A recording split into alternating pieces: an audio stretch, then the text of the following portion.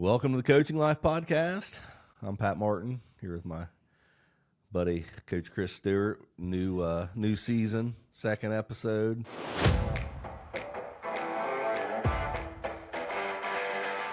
Completely different angle on our view. I'm looking directly across to the college green, and you're looking directly at the wall. Yeah, I'm still a man on a totem pole in this business. See, the thing is though, is your view is the prettiest. Like your view is like people's view of you is the prettiest. You got those rose bushes out there. You got the college green. You got the people walking by. We should make that a poll. Is the view of Pat Martin the prettiest? He the prettiest view. No, yeah, you're right. It is a good view behind me. Everyone will see, especially as we get deeper into the year, you'll see students walking behind us, get a little taste and feel of what college life is here on campus at Ohio University. So it's really cool. But it is. How you doing today, Coach? Catching up, doing well. Yeah, it's been a really busy week. I mean, from last week. From last Tuesday to this Tuesday, I feel like we recorded yesterday, because it seemed like from the moment we finished, it was a whirlwind around here. I sent you a text on maybe Saturday. I don't know, and just heard from you last night. I know. I was thinking I'm going to text him to see if he's alive. I know. Just to make sure. I was sure. Well, what's funny is like last night, I opened up to text you on my phone to say, hey, coming in, we're going to continue to podcast tomorrow, right? And I saw that long text that you had sent me, and I'm like, wait a minute, didn't I reply to that? Because in my mind, I had the reply. I know what I said. And so I had to go back, and I thought, well, maybe I typed it on my computer or something, because it's, integrates the iMessage and everything. Not at all. I think in my imagination at the time I replied, but I never did actually do it. And it was 2 days later, something like that. It's been 3 days later. I don't, I think I still haven't replied. Like, do you feel bad? You've replied. No, I know. Yeah. Do you feel bad about that? Oh, I do. Yeah. When people, I like to reply. But here's the thing: to emails and things. It's I know, but that's the thing. It's an email, and it's there's a culture out there with instant messaging and stuff. Actually, no, it's not out there. It's our culture. It is what it is. That when someone sends you a text, you have to read it right away and respond to it right away. So like there's two different levels there. It's if you don't read out there. I will say this: the first thing I do when I get a new phone, or if the phone update settings or whatever, is I always make sure that I have the red receipts turned off. Mine doesn't. Mine, you probably never see red on mine, do you? I don't even pay attention. That's well, good. Thing. Good for you. Yeah. Well, that's what I'm saying. It's like I don't feel like a text message is something like I don't expect people to respond to me immediately to a text message. Yeah, I don't either. If it's an emergency, I'm going to call you. Yeah. And if it's that big of an emergency, there's probably not much you can do for me anyway. Right? That's what I always tell Chastity when we leave the house or something without my phone. I'll do it every once in a while, but she swears that I can't live without it. I can live without it. She won't see this episode, so we won't have to argue about it. You're pretty positive about that? Yeah. She's given up on our podcast. She's just too busy to listen to someone ramble that she has to listen to ramble every other hour that she's at home. So, but that's what I say. It's like because it's odd. You and I both did. We grew up we know a world where cell phones didn't exist. And there are people in the world right now, adults that do not know that world. Yeah. And so to them, it's a very foreign concept of not having your cell phone. And we've got students that were born in 2008. That's crazy, isn't it? Jeez. Yeah. Yeah. We're old. It is crazy. Jeremiah, I don't think we talked about this. Jeremiah is now a licensed driver. Wow. We haven't talked about that. He was in your neck of the woods yesterday. Oh, yeah. Yep. So sorry about that for not warning you. Well, as in like my neighborhood? No, they came up. Him and his buddies came up to go to the movies last night. Up here At Nelsonville. Nelsonville, yeah. You know what? The movie theater in Athens is now a Goodwill. Oh, is it? I didn't know. Yeah, It's a huge disappointing. There was two Goodwills now. Oh, There's really? one on Columbus Road, and then that one. Oh, okay. And then a couple other thrift stores here in town. Yeah. So the only movie theater in Athens is the Athena, the original. You ever been to a movie there? Yeah. Me too. Yeah. Me too. It's an old theater. It is. Yeah. It is. It's cool. If you like nostalgia. And they also play in indie movies most of the time. Like you're not seeing the same things there that you are. Yeah, now they do. But when my brother was an OU student back in 92, 93, 94, I can't remember when he started. I should say artsy movies. Yeah. But the movie that I came up on Siblings weekend. Oh yeah. We went to the movie. We went to those movies and saw The Hand That Rocks the Cradle. Ooh. You ever seen that? That was a popular mainstream movie. Have you seen that? The Hand That Rocks the Cradle? Yeah. It's an old scary movie. I can't believe you know that.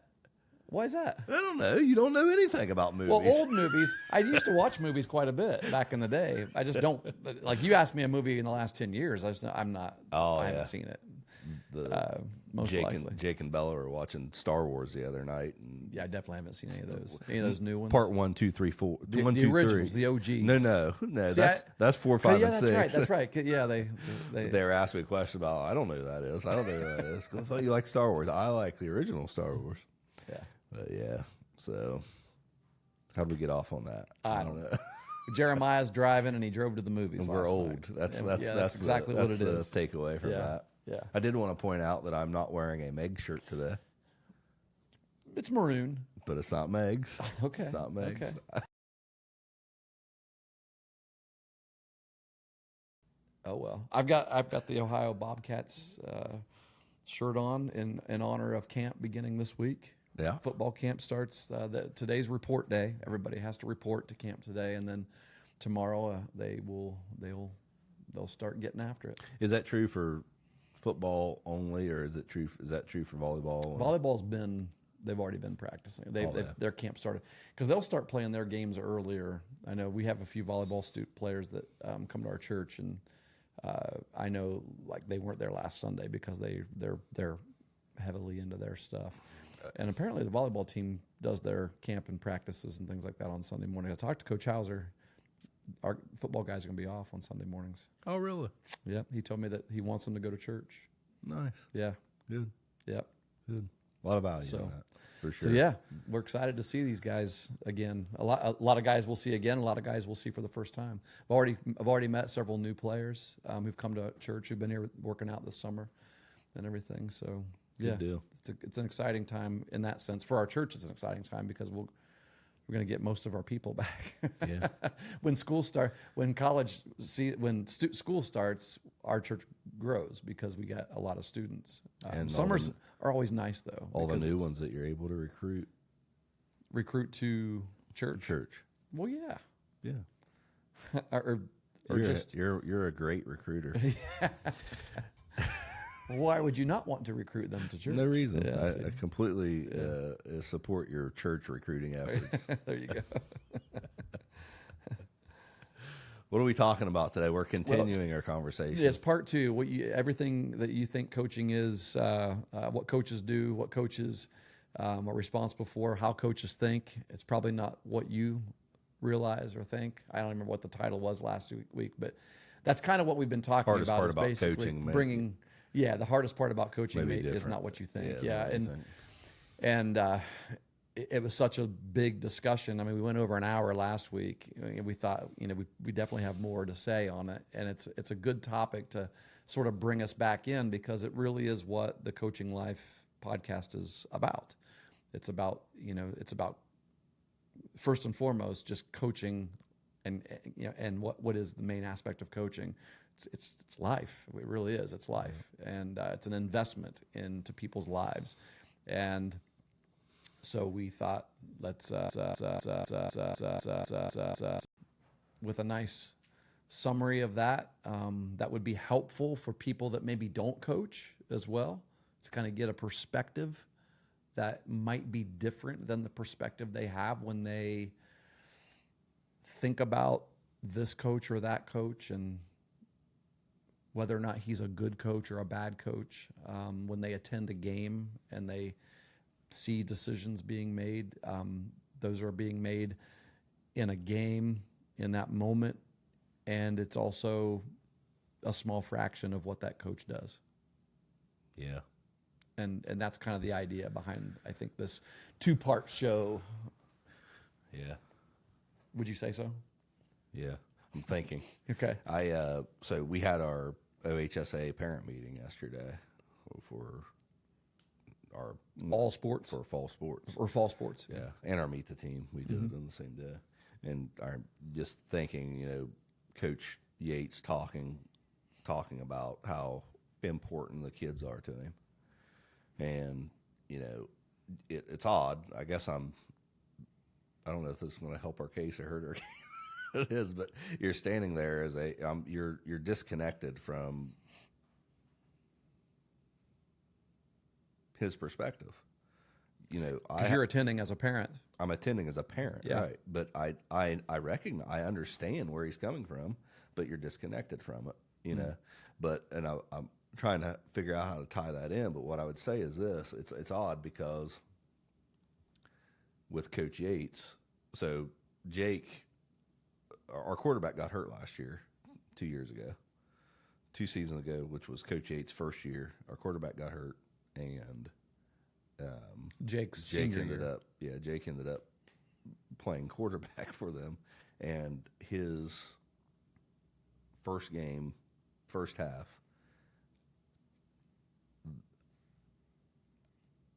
I would have took him out. Were you thinking as a parent or as a coach? Probably both.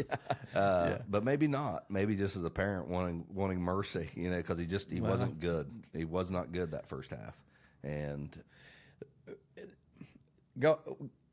I want to ask something there. I don't want to forget the question, but I also don't want to go ahead interrupt and you. ask, because I won't forget what So I'm when you say were about thinking this. that he wasn't good, he wasn't playing well, were you, because you're thinking it as a parent, which is admirable, I would say. It's honest. You're being honest. Were you thinking that he's not good right now because of his decision making and the way he's playing? It's mostly on him? Or were you thinking he's not good right now because that line isn't blocking for him, or that back went the wrong way, or that receiver ran the wrong route, or that everybody around him, you know what I'm saying? Because a lot of times, in an effort to want to defend our kid's failure, we point the fingers at other things, or the coaches aren't calling the right plays. Like Jake's a different kind of quarterback than the guy that got hurt, and so he needs to adjust his offense on the fly to do this. Like, did those thoughts go through your mind? You're doing a clinic on that right now. Yeah, we should have an episode just on those excuses we make as parents. I know what you mean. I wasn't thinking that. I was thinking and that's admirable. He is not good enough today, and it's like I didn't like. They need to take him out, and I think part of it was because, I cared about the team, I cared about the coaching staff, and it hurt to say it because I cared about my son. Sure. Because I didn't want him to be disappointed. Sure. But at any rate, they didn't take him out. And did they have a better option? Well, I mean, at that point, they had a mobile quarterback that, in that situation, playing against the team that they were playing, I felt like they could get something happening with him better. I in my mind, I was thinking, so if we go back to that, we can still go back to Jake later. Yeah. But if we go to this guy who might be able to run the ball himself, we might be able to move the ball and score and win this game. So that was my thought process. So in essence, even though it was, you were saying we should take my son out, you're still coaching from the stands in your mind. Yeah. I mean,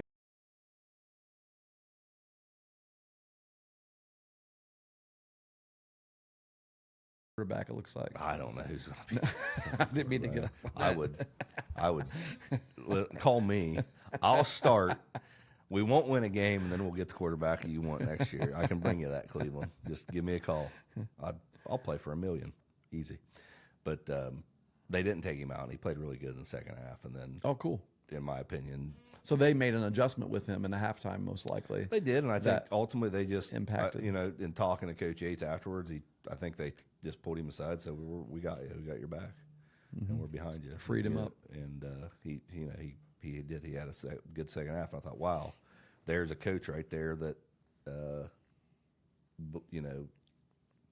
don't know, say what it is. He believed in my son in that moment more than I did. Not my son, but the player that he was. Sure, sure. And it worked out. He was right. I was wrong. As the parent, you know what I mean? And then the following year, Jeremiah gets to play early a lot as a freshman because actually Coach Yates, he was playing for Coach Yates' son. That's what he was doing because Coach Yates' son was coming off shoulder surgery. He was getting reacclimated into everything that we did and getting healthy. And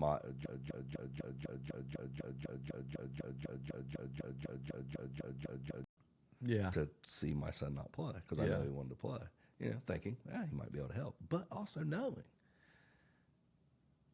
and this is the perspective that I wish we could capture and bottle up and show to everybody. And I know it's difficult because standing there listening to Coach H yesterday, I was in that parent, it's like I wasn't seeing it from his eyes. I was seeing it from mine. Sure. So I know it's difficult, but I knew if he thought Maya would be the best for the team in that moment or in those games that he wasn't playing as much, they would put him in.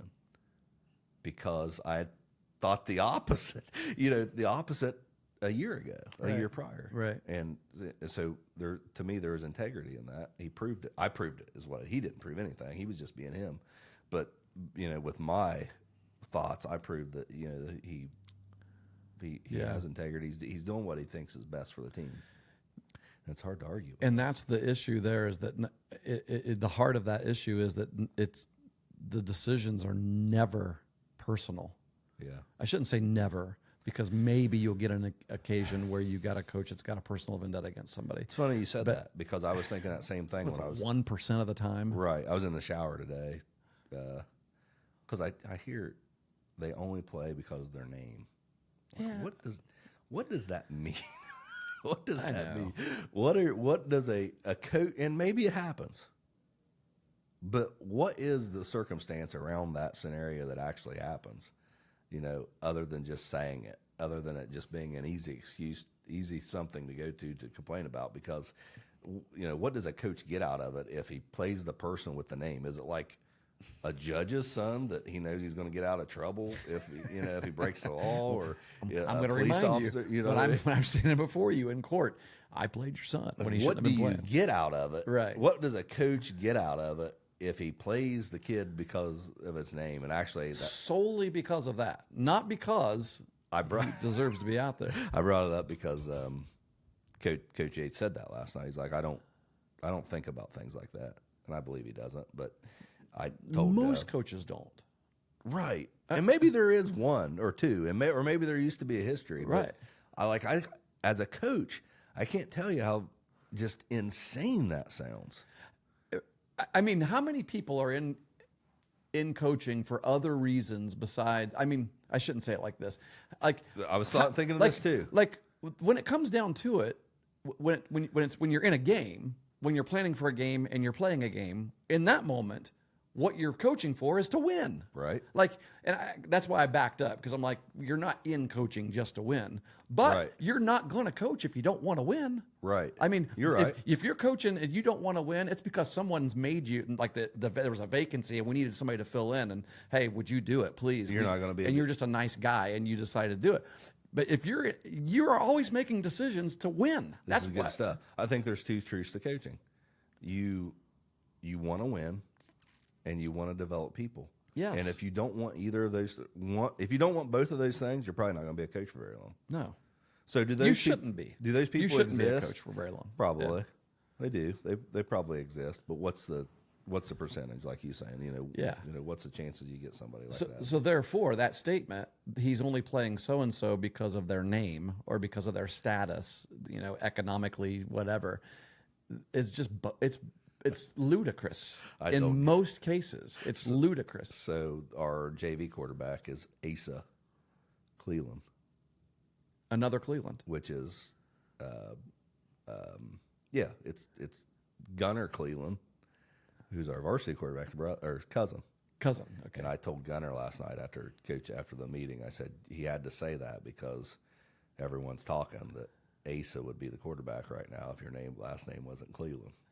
They're both their last names are Cleveland, but Asa has looked really good in our JV time. So cool.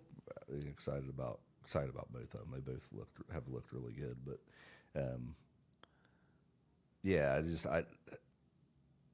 it seemed like in the past I understood what that meant more than what I do now. Like, I understood what people were saying when they would say you only play someone because of their name, but being in circumstances and situations and having the perspective of a coach, you're never going to jeopardize a win for something like that. You just aren't. Unless you're talking about, Diggstown. Have you seen the movie Diggstown with Louis Gossett Jr., the boxer? I don't Anyways, think so. Unless you're talking about, you're going to die if you don't win this game, or if you don't play this person, if you get to those situations and you want to say they only played it because of his name or something like that. Okay, I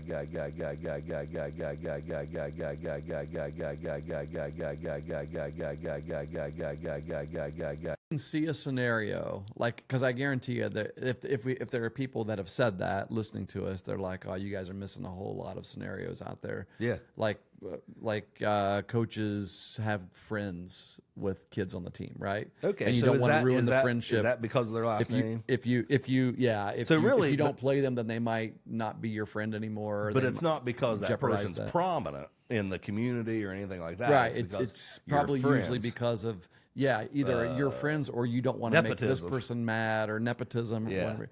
Yeah. Okay. Well, I mean,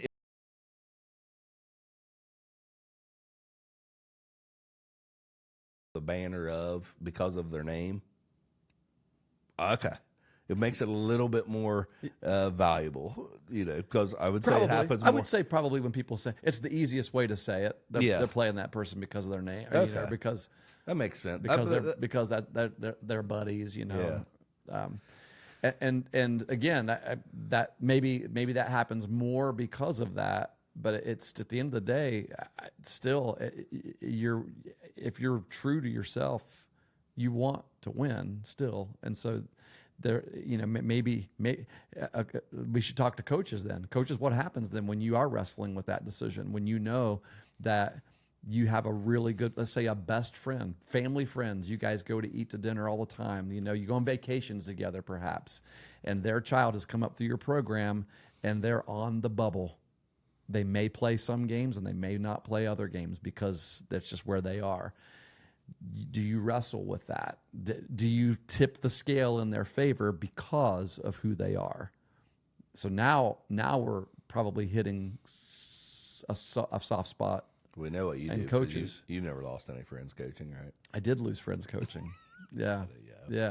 For this very reason, for making that kind of a decision. It's amazing how fast you lose them. I know. I've only been a varsity baseball. I'm going into my 6th year.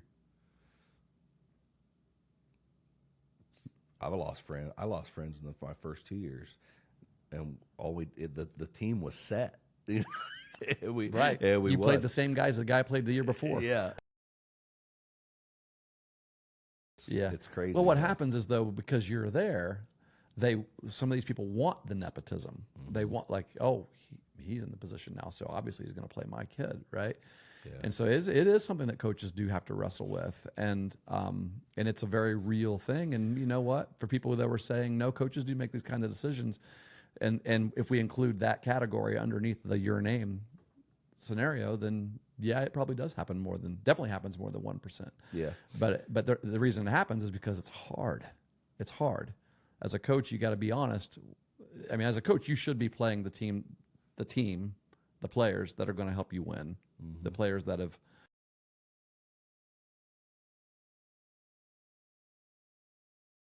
They've been true to your team's vision and values, and this is the 9 or 11 or 5 or however many that is going to help us to win today. Yeah, you bring up a good point there about, that's a challenge in itself of knowing that, this scenario does happen. You may have, let's say you have 3 players. You have an outfielder. This isn't a great example, but it's the easiest one I can come up with right away. I know the argument against it, but you have an outfielder and you have a catcher that's in your starting lineup, and you have another guy that hits better than both of them, or let's say, hits better than both of them, but he plays first base. He can't play outfielder or catcher. Yeah, you as a coach, you have to make that decision of who is the collection of players that make your best team.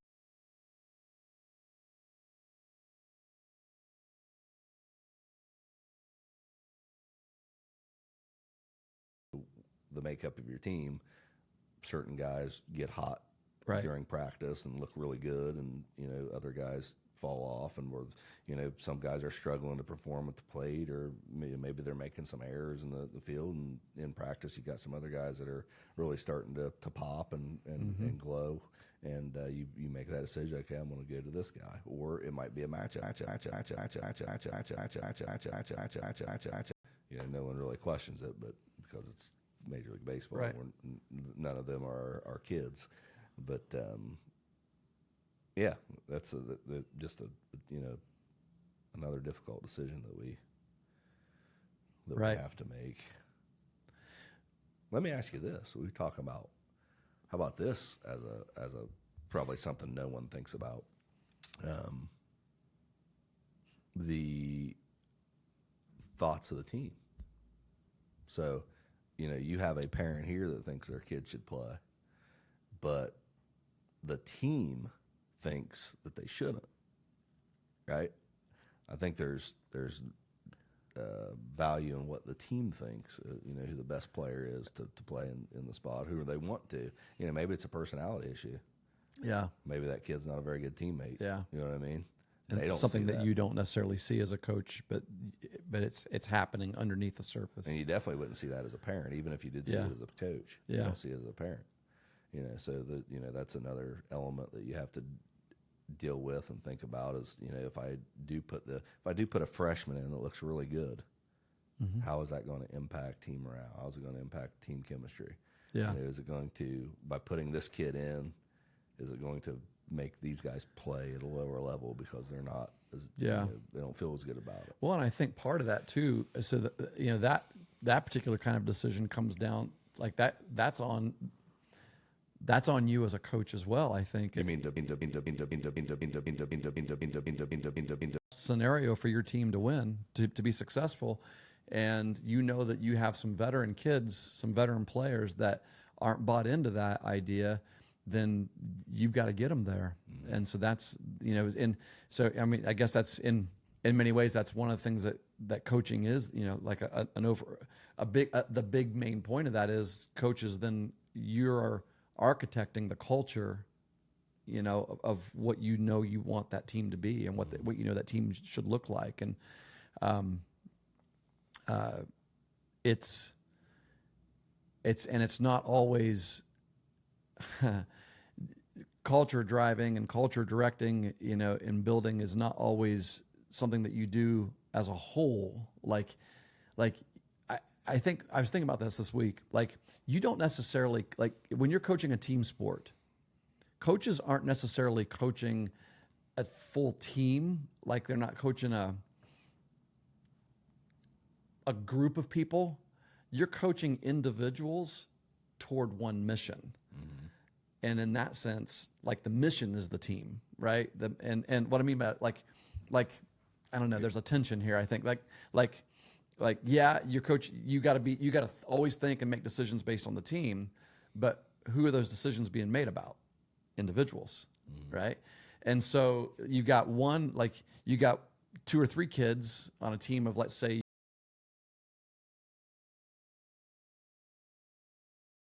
that freshman, but you got 2 or 3 others that aren't, and you got a couple others that just don't, that, a few others, it doesn't really matter. I'm good with whatever you do. And so you've got to coach, you got to coach those guys a little differently in that sense. You got to bring these along while you're also just kind of encouraging the others, and that goes for everything. Like, not just a decision you make. Like maybe this one guy needs confidence, and this person over here needs correction, and this person over here needs encouragement, and that one needs patience, and that one needs to know how to wear the uniform properly, or just what I mean, just all sorts of but here's the thing: they're all individuals, and you got to coach them all individually. But go back to the uniform. They're all wearing the same uniform. They're all wearing the uniform that has the same look, the same name, they all look the same. And so yeah, they make up your team, but the coaching isn't just about coaching a team. It's about coaching these individuals. And great coaching is individualized without being preferential necessarily. Yeah.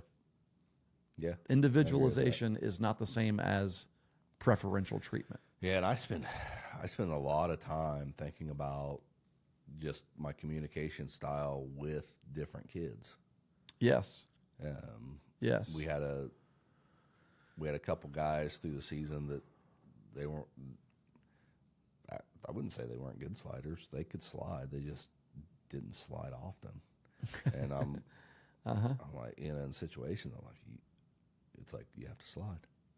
You have to slide. Yeah. And then, that tone gets they didn't slide in moments where you need to slide. Yeah, more frustrating and, more angry and louder. And, it's like, and then they started to slide. And then it was like, what? So you're like, what could I failed that. At what point did it connect? Where did it change? Yes. Yeah. Yeah, because something happened that they finally got it. Yeah.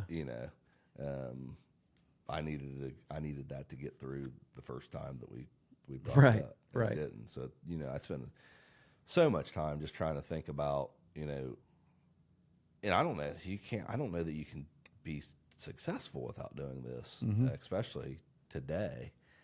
Just being able to figure out, what each kid needs in terms of communication style and, that relationship that you have with them. And, some kids are more hands off than others.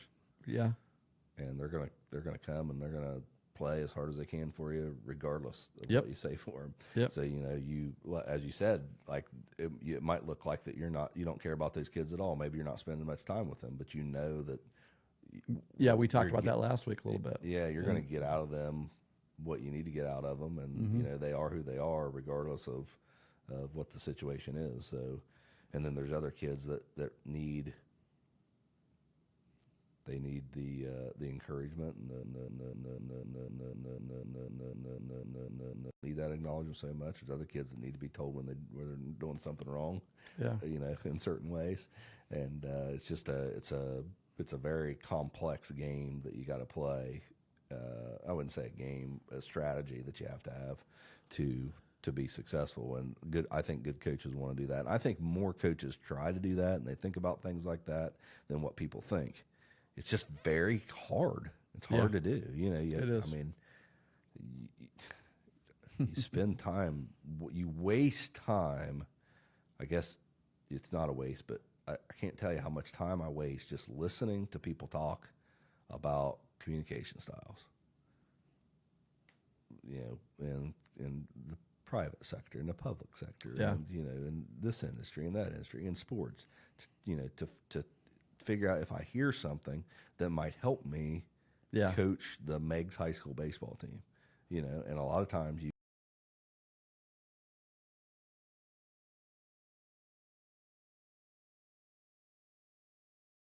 and then those are times, and that's commitment, and that's work, and that's effort that is completely out the window when you have a kid that's not playing a lot of innings, and the parents are upset because they don't, they see their kid hurting, They are not able to.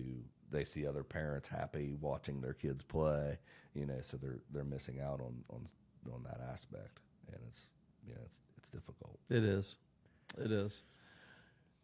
Well, what that illustrates too is that coaching is emotional labor. and like when you think about all the different ways, if you like you write coach in the middle and you think about all the different ways that you have to lead and respond to sometimes people's emotions, like for example, take a loss for an example. Like you feel different after a loss, and you can tell the demeanor is different after a loss. It's different among your team. It's different among the fans, the parents, the coaching staff, everyone. And so after a loss, you got players are emotional, and they're emotional about this, whatever it might be. And it could be 40 different things or 11 different things or 5 different things. Parents are emotional. What are they emotional about? Yeah, we lost, but it's going to be about this and fill in the blank. Assistant coaches are emotional. What are they emotional about? A lot of it may be the same things that you are, but there's probably different things too. Administrators might be emotional, right? They might have questions, right? Like what happened there, and you're emotional. And so you, you still got to lead though. Mm-hmm. And so when I say it's emotional labor, that's what I mean. It's exhausting. Yeah. It's exhausting. And you don't feel that as much when you win a lot, right? And so that's why you want to try to win. Yeah, you're right. That's a great point. That's one of the. And so that if there's ever an incentive to do everything you can to win, it's to avoid that burden. Yeah, you're right. Of the weight of loss. Yeah. Now we've talked about losses in positive ways too, about how you learn and how they help you grow and all that. But I was on a podcast recently. Well, recently, it was in May. It was back when it was the day of our district championship game. Yeah. This guy called me up a week or so in advance and asked if I would be on his podcast. It's a really good podcast. It's called The Baseball Coaches. It just left me. I need to look it up. I listened to it, but I can't remember. Yeah. Oh, I've listened to. I follow him and listen to several of his of his episodes because he does an outstanding job. It's called Baseball Coaches Unplugged, and the coach is Ken Carpenter, and I think I mentioned it. We haven't done a podcast forever, since then, so I didn't mention it on here. But if you like our podcast, you would, and you're a baseball guy, like his is very specific to baseball, right. Obviously, then you would really like Ken Carpenter's podcast. He's from Columbus.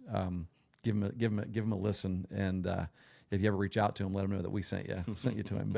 But one of the questions that he asked me it was like the last question he asked me in the hour-long podcast episode was, he said, "Coach, love to win or hate to lose? Which would you say fits your personality the most?" And I answered it with, "I love to win." And I think the reason why I selected that answer, I told him my explanation was that I feel like that everything that you're trying to avoid in losing, you're building and winning. And so I see losing as a negative, winning as a positive, and I don't like to focus on the negative. And so I'm trying to build toward winning. And but then the other side of that is you gotta hate to lose though, or you're not going to win very much. Yeah, when you're preparing, when you're playing. You have to hate to lose. I hate the way losing feels. This is like what we just talked about, the emotional labor of it. That's what makes you want to say, "Boy, I hate to lose." Yeah. You want to know something though? I know you know this.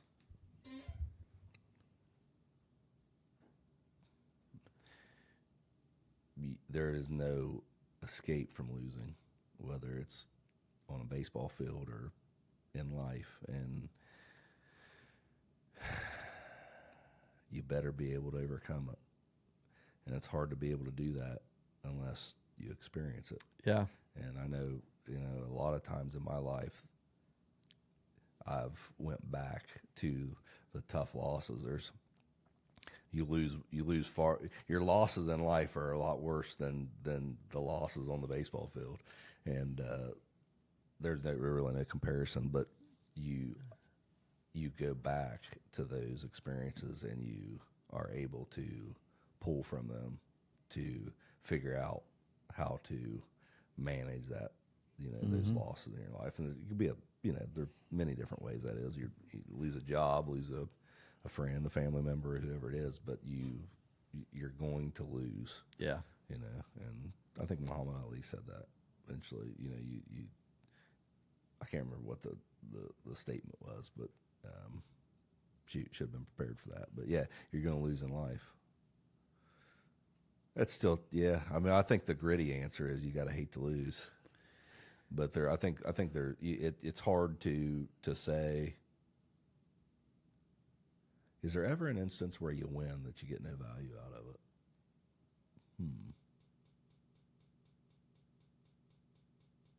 That I've ever won and felt bad about it.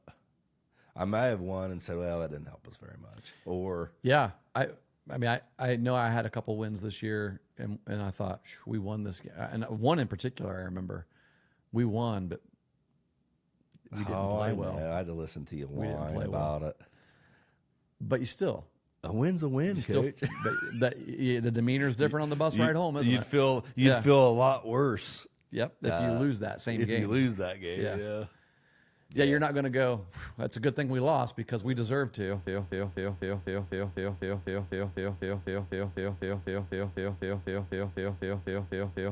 Celebrate it, that's for sure. So, yeah, in the general sense, have you ever felt bad for winning? I don't know that I don't have. think I can. Yeah, I can say that. Not in the general sense. Me neither. There are aspects of it that you feel bad about that you need to improve upon, but it feels great. Yeah. Of course. I guess that's true for losing, too. Now flip that. I've never really felt good about losing. Don't feel good. But well, I should in general sense. Yeah. Tough. That's true. Tough. I think you can appreciate. You can gain stuff from losing. You can learn appreciate certain losses more than.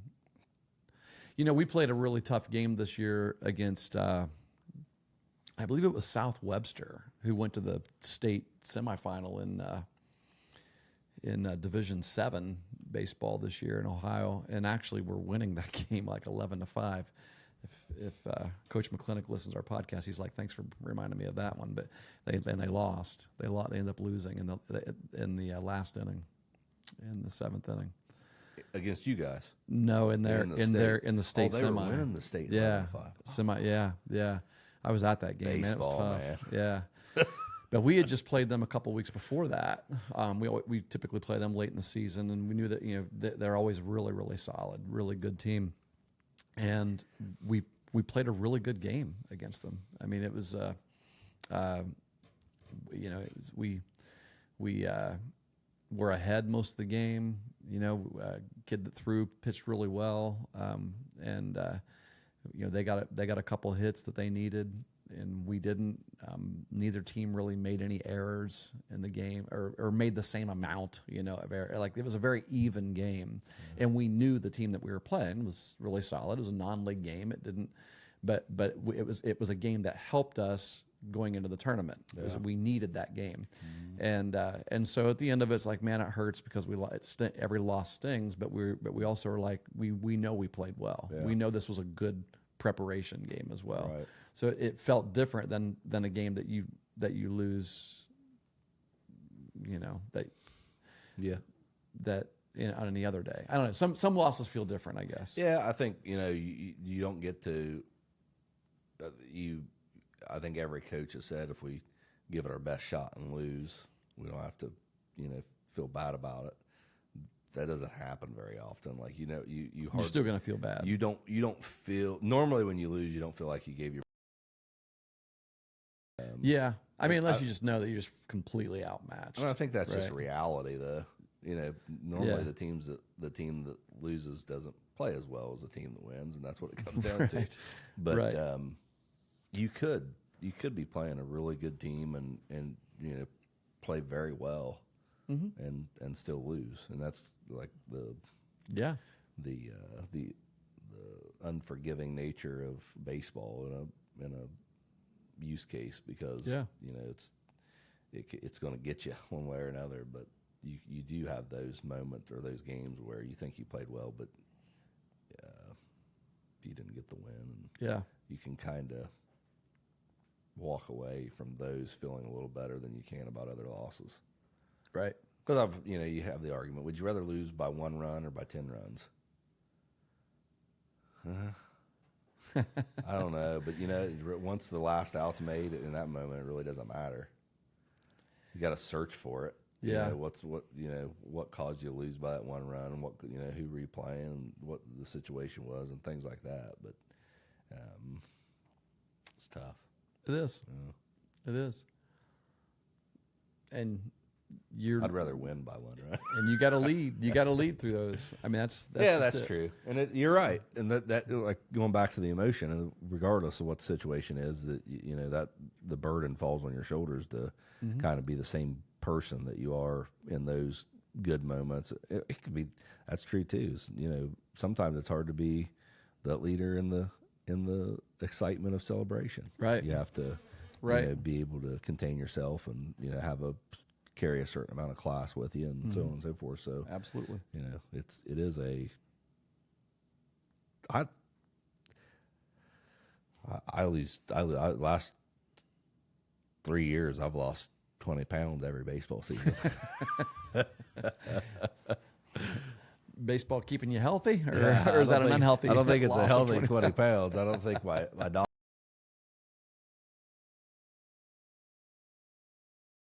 I know I'm gonna just the stress, and probably coming out of winter, I'm more active. Oh yeah. So you're doing a little bit more physical work, and you have that stress on you. It's yeah. You got to make the right decision. So there's a bunch of them to make. Yeah, exactly. So I guess we can say, maybe to kind of start bringing it to a close, we all need grace. Yeah, that's and true. Coaches need grace too, right? Right. Yeah, and I mean, from a coaching perspective, parents need grace. Well. Yeah, players certainly do, because the reality is, players make mistakes, and we see those as right in front of us, right? Everybody sees that's the first mistakes you see, and officials make mistakes. See, those are right out in front of no grace to officials. Yeah, I'll just kid you. But we all make them. Yeah, I mean, and there's not a single parent that would listen. You and I, having been parents, also who would say I'd never made a mistake as a parent either, right? And so when it comes down to it, coaching is not a perfect profession either. It's not a perfect experience, and so coaches are making mistakes as well. And most coaches, like we said earlier, are not being malicious in the decisions they make. They're just imperfect people that make tough decisions with incomplete information. Yes, and I've actually said that before when talking to people, because the personal nature of a decision that impacts your child makes it worse. Yes. But my question was to them, do you think they're a bad person, or do you think they're a bad coach? Which element, which side are they making a mistake on? Yeah. Because if they're just not playing your kid, and they should be, maybe they're just a bad coach.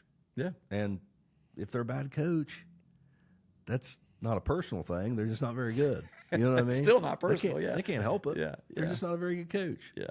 So to try to ease because if you think about it that way, very few, I think, instances does a parent come out and just blame a coach for intentionally not playing their kid because they don't like them.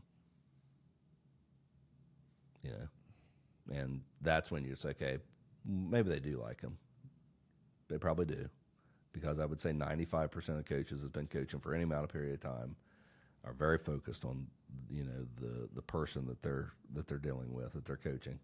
And if they do, then you can almost be certain that the decision to play them or not play them, or to take them out, or to yell at them during a game, or whatever the contention point is, comes from a place that is they think benefits the kid in the moment. Yeah. So yeah, that's hard to swallow sometimes as a parent. It really is. Yeah. It's something we have to do. It's a price we pay as sports parents. That, let our kids be coached a little bit. But. Yeah, definitely something to chew on for everybody out there that maybe doesn't coach or doesn't appreciate the role as much. But also, I think, something that we should probably something I thought about while we were sitting here earlier before we started recording, because we were talking a little bit about church. Maybe we did talk about this on the podcast. Sometimes I can't remember what we talked about and what we didn't. Talk about the students coming back and our church grows because of it. I think we were recording when we did talk about that. But one of the things that, one of the realities of our church, of Oasis, the church that I pastor, is we know it's just been the kind of church we are. I mean, and we embrace it, we accept it. We know that the look and the feel of our church is going to change every 4 years or so, or really every year. Every year. For the most part, it's like if you come, it's gonna seem the same. Like, but the people change. Like it depends on which. Like class the theology gets is the involved same. And how much are involved. Yeah, the theology is the same. A lot of the values are the same. The things that we but the people are different because we have a lot of different students that come.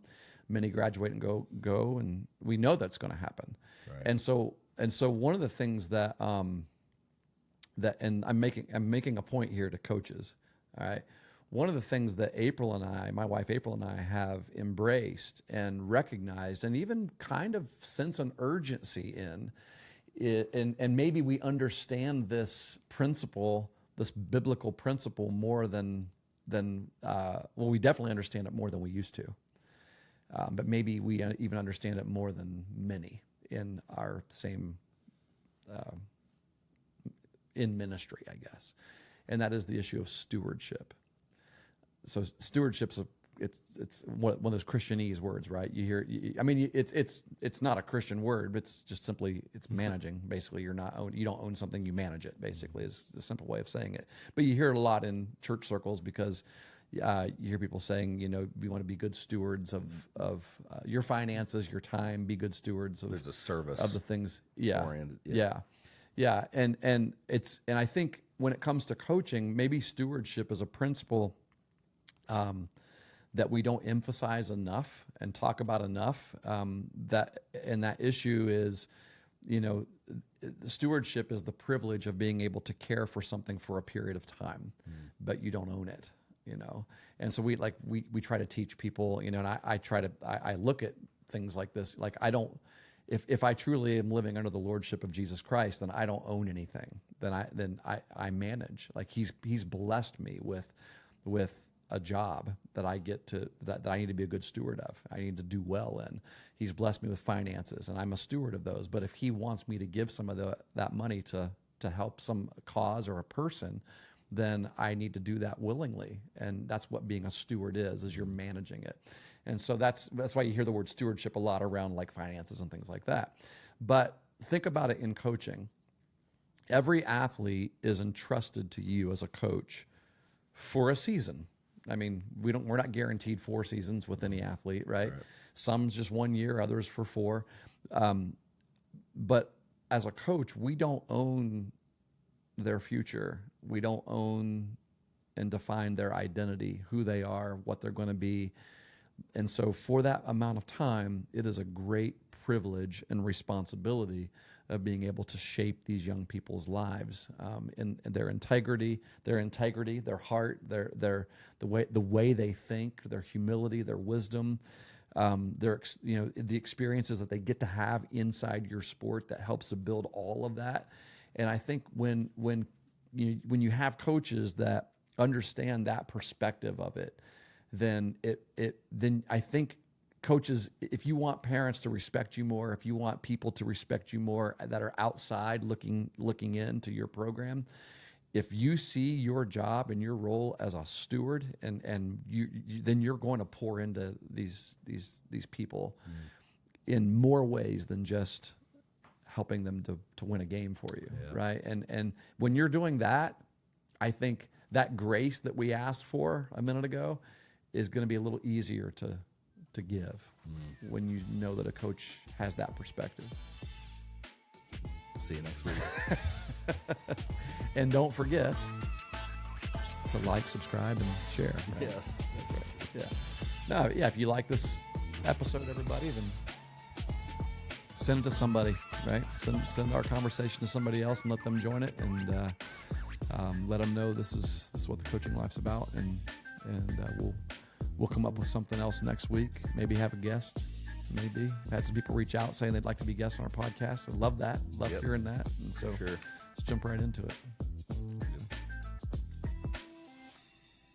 Say it again. See you next week.